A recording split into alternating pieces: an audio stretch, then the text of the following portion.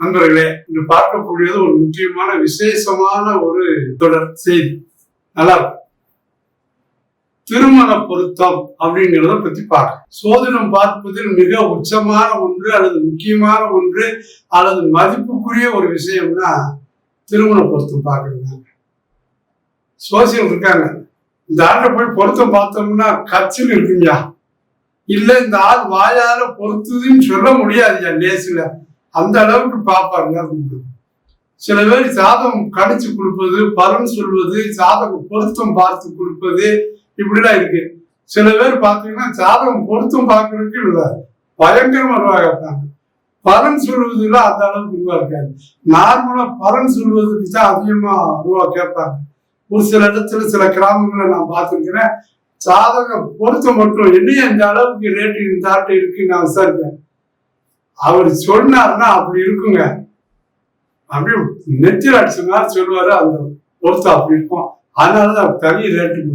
So அவ்வளவு ஸ்பெஷலிஸ்ட்லாம் இருக்கிறார்கள். இப்ப திருமண பொருத்தம் அப்படின்னு என்ன அர்த்தம்னா, ஒரு மனிதன் இருக்கான், சின்ன வயசு, பிரம்மச்சரியம்னு பேர், அது ஒரு ஸ்டேட் ஆஃப் லிவிங். ரெண்டாவது கிரகஸ்தன், கல்யாணம் முடிச்சு குடும்ப வாழ்க்கை வாழுது. மூணாவது வானப்பிரஸ்தன். வானப்பிரஸ்தன்னா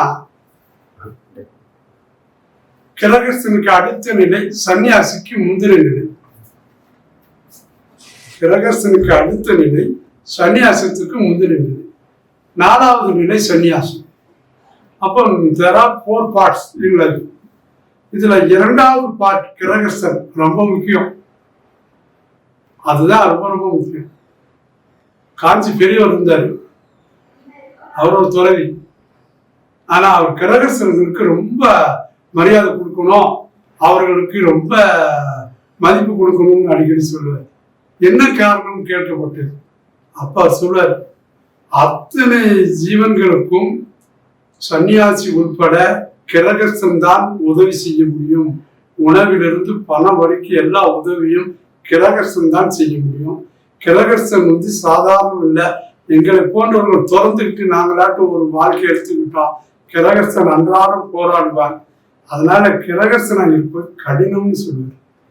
அவனால் தான் மற்றவர்கள் மற்ற மூவரும் வாழ்கிறார்கள். ஸோ ஒரு மனிதன் கிரகஸ்தனாக மாறுவது என்பது திருமணம். ஒரு மனிதனுக்கு வாழ்க்கையில் திருமணம் நடக்கும், ஒரு ஆணும் பெண்ணும் இணைதல். அதாவது ஒரு சமூகம் தலைக்கட்டு வரின்னு போடுவாங்க. அந்த தலைக்கட்டு வரி போடும்போது அந்த குடும்பத்தின் தலைவர் யாரும் அவருக்கு. பிள்ளைக்கு கல்யாணம் ஆயிடுச்சுன்னா பையனுக்கு ஒரு தலைக்கட்டு வரி போடுவாங்க. ஏன்னா அவர் ஒரு குடும்பஸ்தன் ஆகிவிட்டா, ஒரு கிளை உருவாயிடுச்சு. கல்யாணம் முடிக்காம இருந்தா தலைக்கட்டு வரி போட மாட்டாங்க. ஸோ ஒரு வரி போடுவாங்க. அப்ப கல்யாணம் என்பது ஒரு மிகப்பெரிய விஷயம்.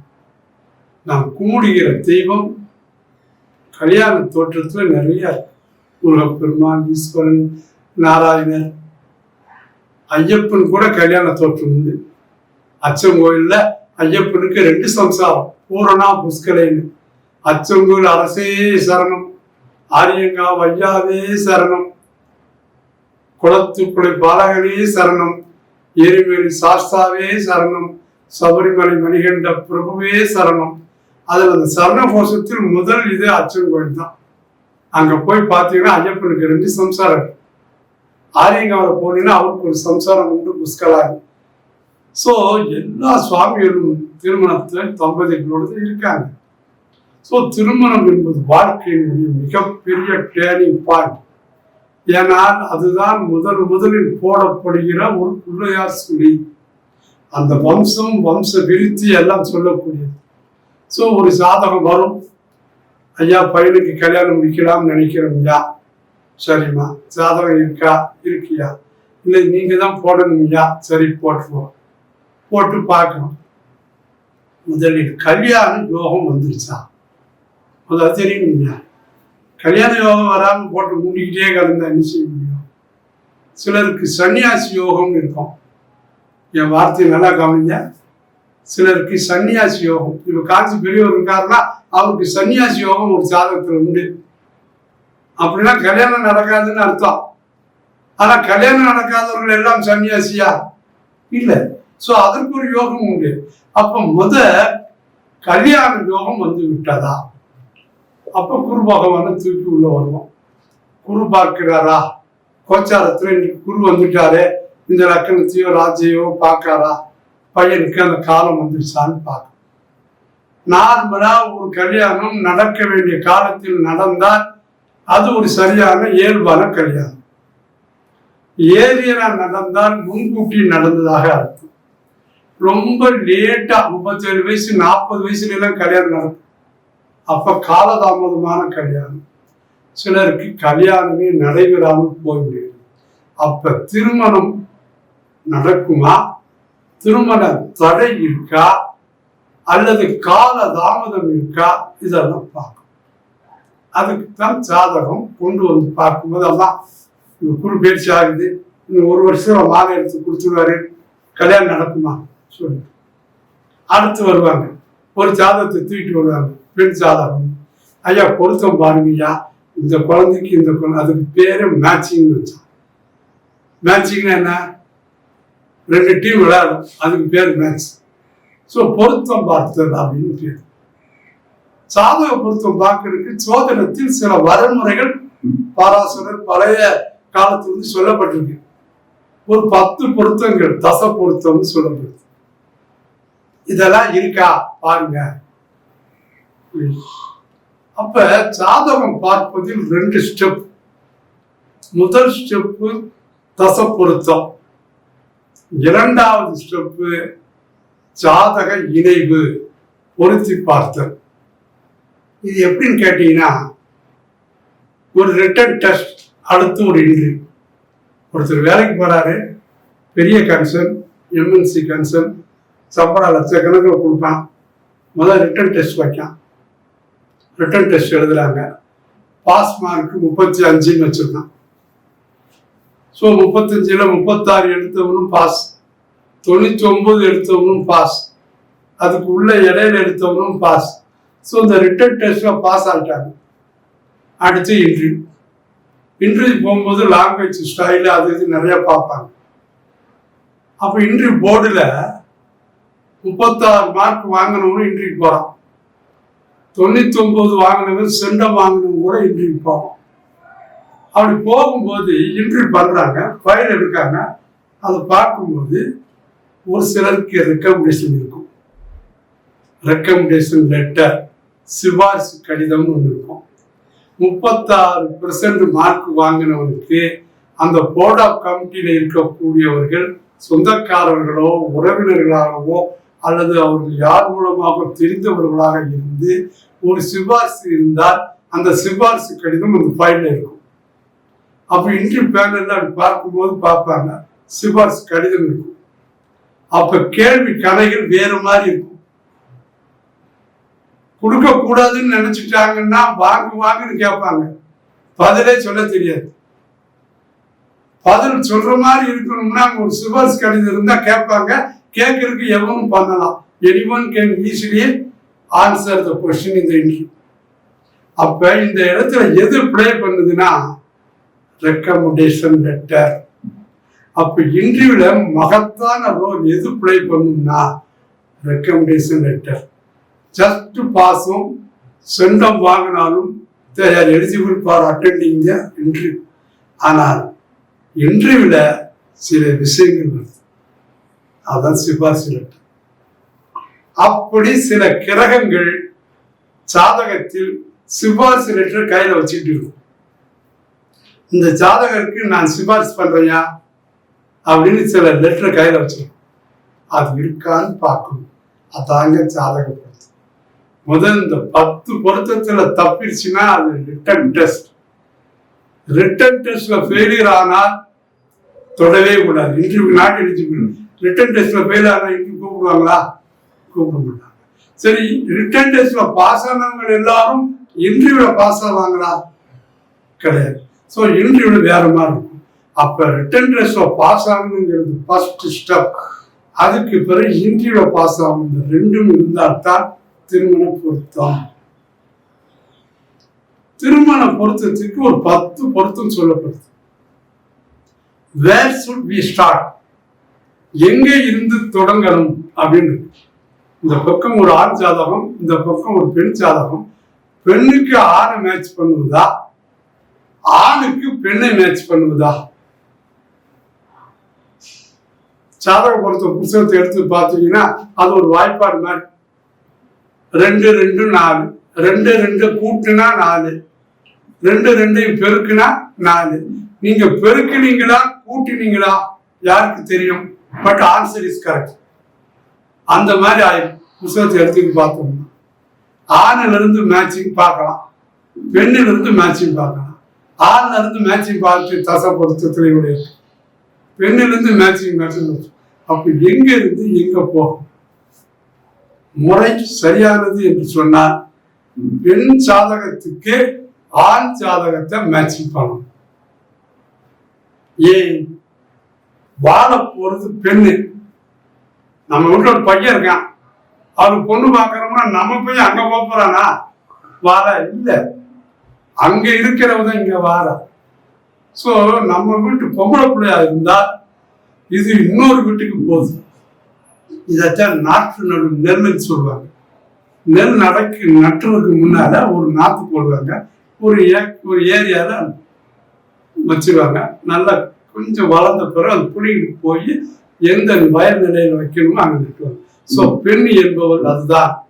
ஒரு இடத்தில் கொஞ்ச காலம் வளர்க்கப்படுவார்.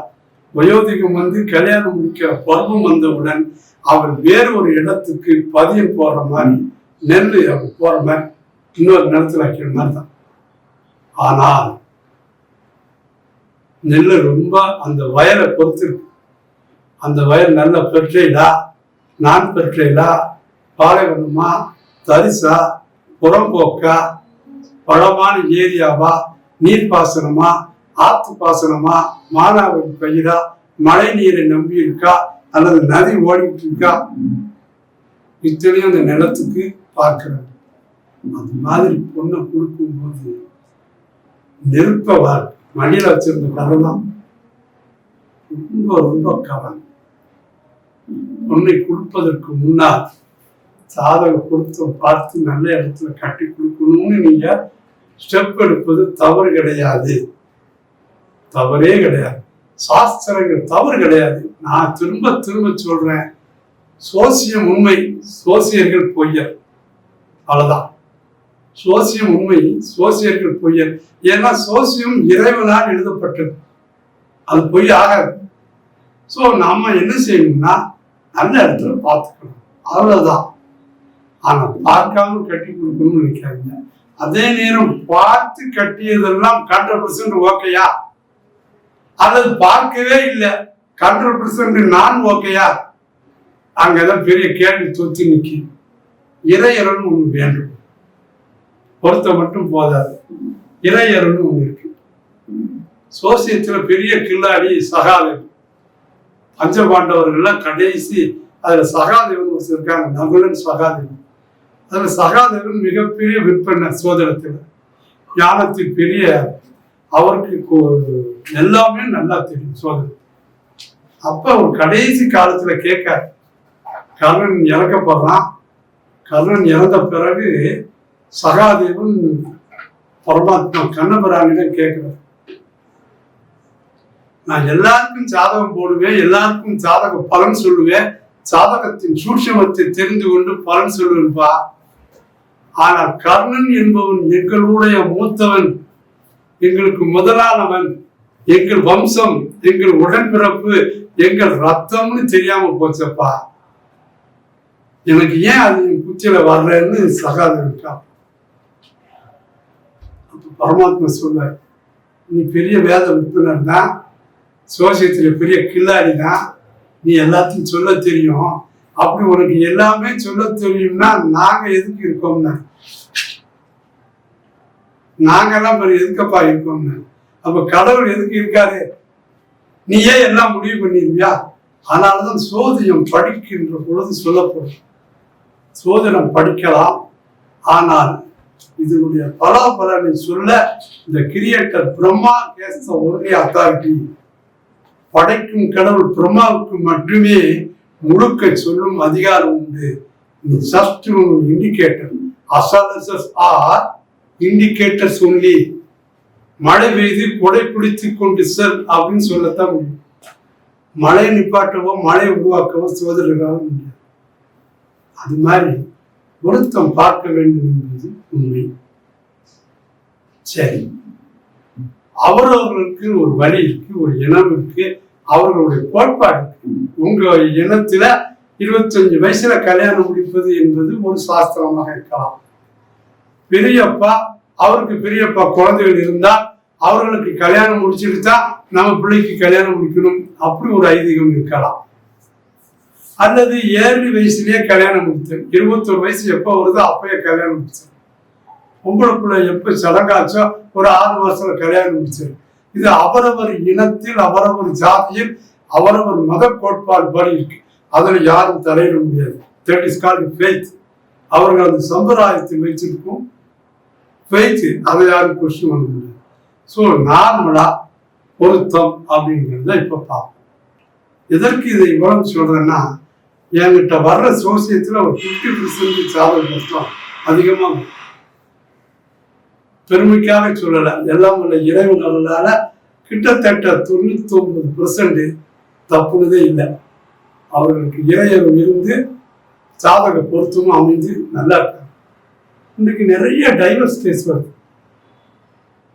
முந்தினா அப்படி கிடையாது, இப்ப அது ஜாஸ்தி. லவ் பண்றாங்க, லவ் பண்ணியே அப்பா அம்மாவை எதிர்த்து கல்யாணம் முடிக்காங்க, 1 வருஷத்துல டைவர்ஸ் பண்றாங்க. இன்னைக்கு டைவர்ஸ் அதிகமாக வருவது லவ் மேரேஜ். அட் பிரசன்ட் இதுதான் கலியுகம். இப்பொழுது டைவர்ஸ் அதிகமாக இருப்பது லவ் பண்ண கேஸ்கள் நிறைய. அந்த காலத்துல பொண்ணு பேசுவாங்க, அவர்கள் சமூகத்திலே பொண்ணு பேசுவாங்க, பெரியவர்கள் இருப்பார், உட்கார்ந்து பெரியவர்கள் கேட்பாங்க. பொண்ணு பார்க்க வந்து உட்கார்ந்து இருந்தா, என்ன இன்னைக்கு வந்திருக்கீங்க பட்டாளத்தோட, என்ன வரும்னா, ஐயா என் பையனுக்கு பொண்ணு கேட்டு வந்திருக்கோம் இவருக்காக.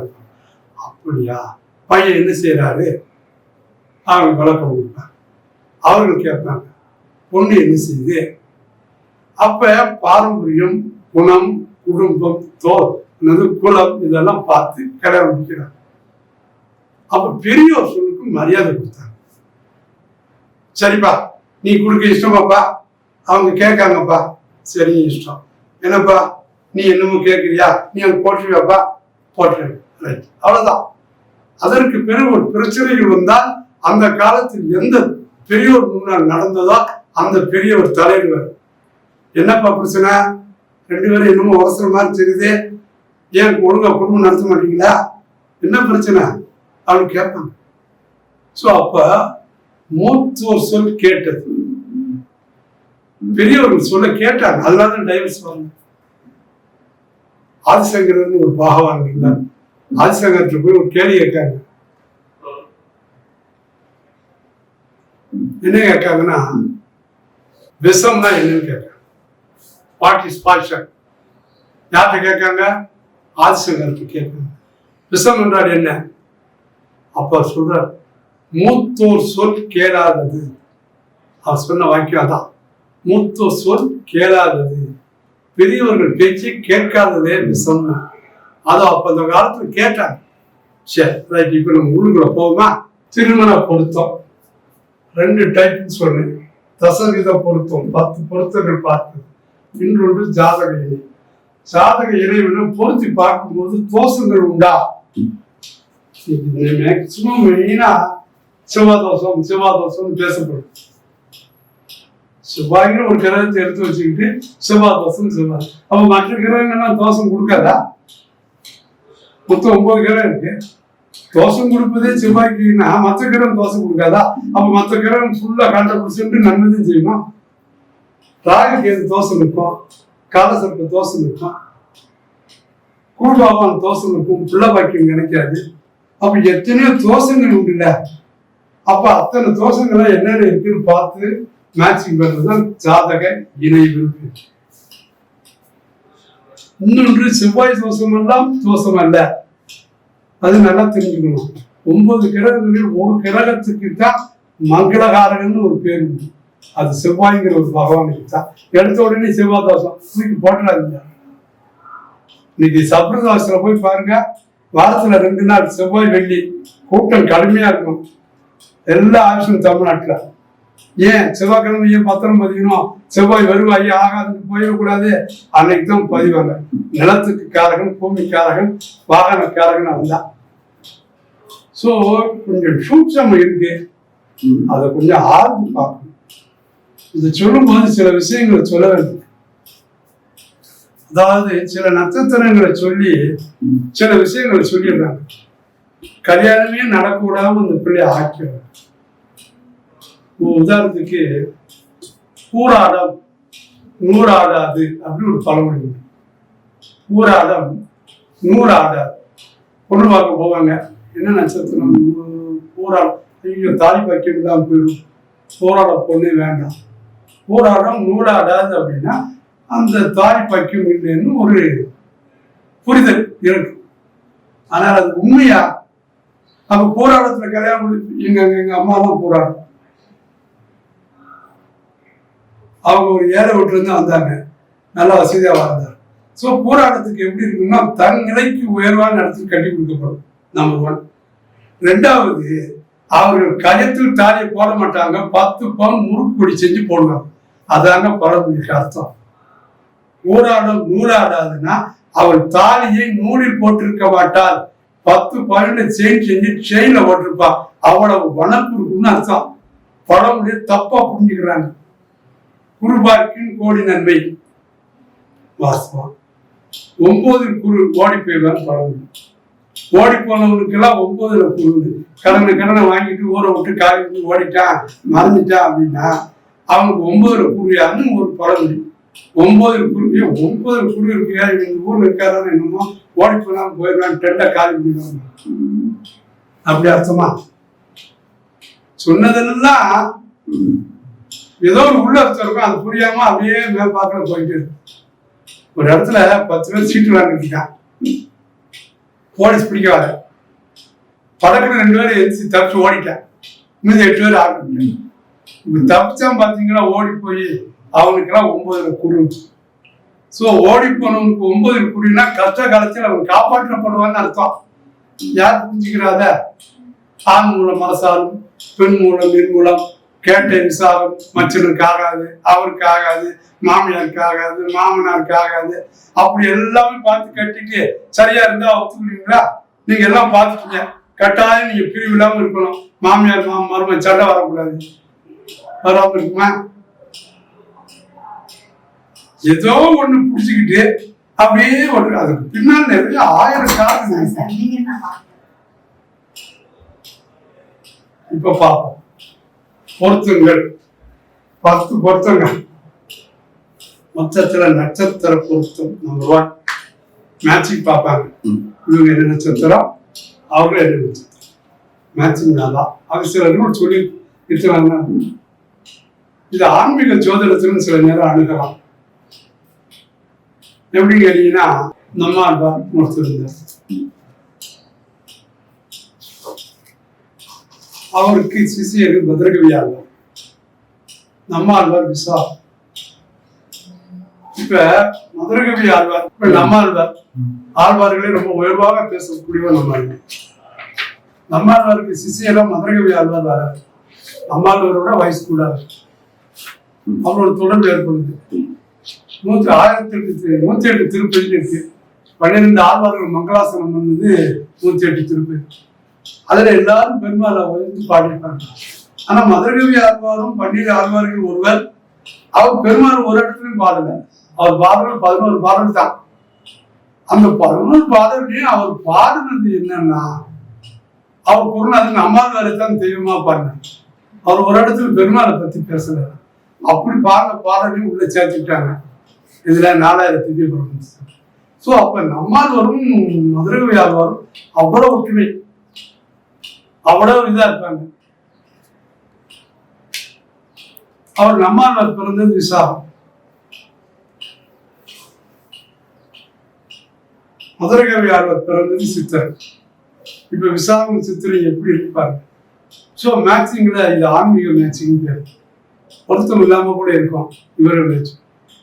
உதாரணத்துக்கு ராமர் புனர்பூசம், பரதன் பூசம், ட்வின்ஸ் அடுத்து லட்சுமணன் சத்துருக்கு ஆயிரத்தில் பிறந்த லட்சுமணர் புனர்பூசத்தில் பிறந்த ராமரோட இருக்கார். ஆயிரத்தில் பிறந்த சத்துருகன் பூசத்தில் பிறந்த பரதனுடன் வாழ்றார். ஒருவர் அரசாட்சியோடும் கூட இருந்து அவருக்கு தொண்டிலை பண்றார். இவர் கடவுள்னு ராமர் நினைச்சு தொண்டிலை பண்றார். அவர் தொண்டருக்கு தொண்டிலை பண்றார், இவர் கடவுளுக்கு தொண்டிலை பண்றாரு. So 1000 புனர்பூசத்தோட matching, Ramar Lakshmanar matching எப்படி? அப்ப இது ஆன்மீக ஜோதிடம். அப்புறம் ஒரு மேட்சிங் இருந்தா ரொம்ப அருமையா இருக்கும். ஸோ நட்சத்திர பொருத்தம் என்பது ஒன்று பார்ப்பாங்க. அடுத்து கணப்பொருத்தம், இந்த தேவகணம் மனுஷகணம் அது கணப்பொருத்தம் பார்த்து. அடுத்து மகேந்திர பொருத்தம், குழந்தை பாக்கியம். இவர்கள் கல்யாணம் முடிச்சா குழந்தை இருக்குமா, குழந்தைக்கு இழந்து இல்லாம இருக்குமா. திருமண பொருத்தம் சக்சஸ், வெற்றி, தப்பே கிடையாது. ஆனா திருமணம் எதுக்கு பண்றோம்? வம்சம் வரணும் இல்லையா? ஒருத்தர் கல்யாணம் முடிச்சிருக்காங்க, 2 பேரும் தம்பதியரு, 85-90 வயசு வரைக்கும் வாழ்ந்து இறந்துடுறாங்க. சூப்பர் தம்பதியர் தான். 85 வயசுல அவ பூ வைக்கிறதுக்கு அவருக்கு புண்ணியம் கிடைச்சிருக்கு. பேர் சொல்றதுக்கு பிள்ளை இல்லைன்னா என்ன அர்த்தம்? அதான் மகேந்திர தீர்க்க பொருத்தம். நிறைய இடத்துக்கு இந்த தவறு நடக்குது. என்கிட்டலாம் இதை நான் ரொம்ப முக்கியமா பார்ப்பேன். பொருத்தம் புத்தகத்தை எடுத்து பார்த்தீங்கன்னா பொருத்தம்னு போட்டிருக்கோம். இந்த இப்படி போட்டிருக்கோம், 10க்கு 7 ஜெனரல், இம்பார்ட்டன்ட் 3க்கு 2, வெரி இம்பார்ட்டன்ட் 3க்கு 3 போட்டிருக்கோம். பொருத்தம் இருக்குங்க, ஓகே அப்படின்னு. இஷ்ட தீர்க்க பொருத்தம் இல்லைன்னு இருக்கும். ஆனா கீழே பொருத்தம் இருக்கு. அப்போ வாய்ப்பாடு புத்தகத்தை பார்த்துட்டு 10க்கு 7 இருக்கு, மார்க் 7 மார்க் வாங்கியிருக்கு, பொருத்தம் நல்லா இருக்கு, அந்த மருமகளை பிடிச்சிடும்னா அங்க இஷ்ட தீர்க்க பொருத்தம்னா அவளுக்கு ஆயிர பத்தி சொல்லுது. அவ ஆயுள் தீர்க்கமா இல்லையான்னு. ஒரு மேட்சிங் ஆகும்போது அவ ஆயுள் குறையுது. இன்னாரை கட்டிக்கின்ற பொழுது அவளுக்கு இறப்பு வருது சீக்கிரமா. இதான் மேட்சிங். இது சுகமா சுமையா? இப்போ ஒரு ட்ரெயின் ஓடிட்டு இருக்கு, 10 டெக் இருக்கு. ஒரு ஊர்ல ஒரு டெக்கை ஏத்துறா, இன்னொரு ஊர்ல டெக்கை ஏத்துனா அந்த சுமை. ஒரு ஊர்ல போகும்போது 2வது ஒரு இன்ஜினை மாற்றான், சுகம். அப்ப சுகமா சுமையா? இன்ஜின் சேரும்போது சுகம், டெக்கு சேரும்போது சுமை. அப்ப இந்த ஜாதகம் மேட்ச் பண்ணும்போது அது சுகமா சுமையா கண்டுபிடிக்கணுங்க. ரொம்ப ரிசர்ச் புரிய இருக்குங்க. சிறுத்திரி தீர்ப்பு பொருத்தம் இல்லைன்னு இருக்கும். பொருந்தும் செய்யலாம் புத்தகத்துல போடும், ஏமாந்து. அடுத்து யோனி பொருத்தம் ரொம்ப முக்கியம். படுக்கை சுகம் நாங்க பரிணாமத்தை ரொம்ப பார்ப்போம். அயன சயன போகம்னு பேர். ருசியாக சாப்பிடுதல், நன்றாக தூங்குதல், நன்றாக படுக்கை சுகத்தை அனுபவித்தல், விந்து விரைமாறு. ஒன்றை இழந்தால்தான் ஒன்றை பெற முடியும். விந்து இறந்தால்தானே குழந்தை வரும். அப்ப 12ஆம் இடம் நல்லா இல்லை அப்படின்னா பரிணாமத்தை நாங்க பார்ப்போம். அது அயன சயன போகம்னு சொல்லுவோம். நல்லா சாப்பிடுறது போஜனம், நல்லா தூங்குறது, படுக்கை சுகத்தை அனுபவித்தல், விந்து இழத்தல். ஒன்றை இழந்தால்தான் ஒன்றை பெற முடியும். அப்ப விந்து இழந்தால்தான் குழந்தை இழந்தது. அப்ப 12ஆம் இடம் ரொம்ப முக்கியம். படுக்கை சுகம் வேணும். அப்ப கல்யாணம் முடிப்பதா இருக்கானே, அந்த ஜோடி பொருத்தம் இல்லைன்னா நல்லா அழகா பியூட்டியா இருப்பா, நகை நட்டு போட்டிருப்பா, பிள்ளைய பார்த்தா சூப்பரா இருக்கும். பட் அந்த உறவுகள் அவங்களுக்கு தகராறுனா என்ன செய்ய? ஆளான் முழுதும் அந்த திருமண பொருத்தம் சரியில்லாம போயிருந்து. அதாவது நிறைய பார்ப்பதற்கு அவைகள் 10 பொருத்தங்களா தெரியும். நீங்க புத்தகத்தை வச்சு பிடிச்சுக்கிட்டே வாய்ப்பாடு மாதிரி பார்த்துக்கிட்டு பாக்குறதுன்னா எங்களை மாதிரி ஆளுக்கு லோன் என்னங்க இருக்கு? சோ யோனி பொருத்தம். அடுத்து ராசி பொருத்தம், வம்ச விருத்தின் பேர். வம்சம் தலை தோங்குமா? தசரதன் அப்படித்தானே அழுதார்.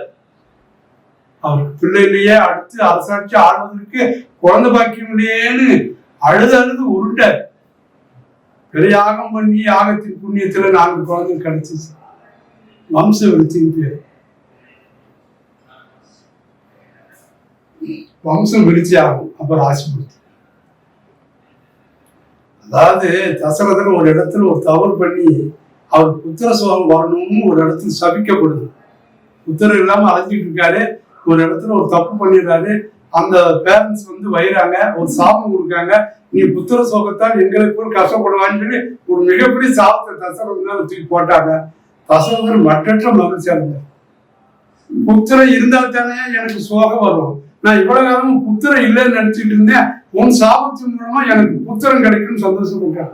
ஸோ வம்சம் விருத்தி.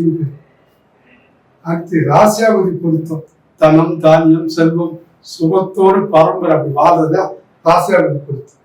அசிய பொருத்தம், பிரியப்படுது, ஒருத்தர் லவ் பண்றது, கவர்ச்சியாக இருத்தல், ஆசைப்படுறது, அந்த மாதிரி வசிய பொருத்தம். லட்சு பொருத்தம், வேத பொருத்தம்.